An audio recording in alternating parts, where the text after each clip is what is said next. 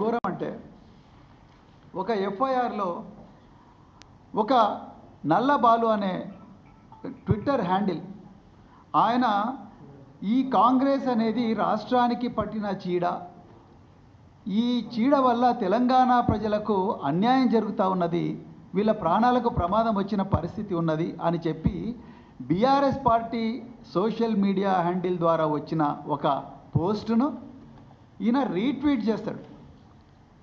Retweet చేస్తే ఆయన మీద కేసు పెట్టిండ్రు. సెక్షన్ 67 ఐటీ యాక్ట్ పెట్టిండ్రు. అసలు సెక్షన్ 67 ఐటీ యాక్ట్ ఎప్పుడు పెట్టాలి? ఏవైనా అశ్లీలమైన విషయాలు, మహిళలను పురుషులను అగౌరవపరిచే విషయాలు, మరి ముఖ్యంగా అశ్లీలమైన విషయాలు, it clearly talks about obscenity. Any electronic material which perpetrates obscenity which is aimed to damage the reputation of a person with the obscene material, then 67 IT Act has to be booked. అశ్లీలమైన సభ్య సమాజం భరించలేని ఈ అశ్లీలమైన విషయాలు ఏవైతే ఉన్నాయో వాటికి సంబంధించిన section 67 IT act.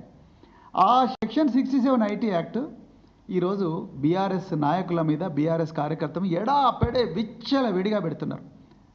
ఈరోజు వీళ్ళ పిచ్చి ఎంత దాకా పోయిందంటే తెలంగాణ ప్రజలు జాగ్రత్తగా గమనించాలి.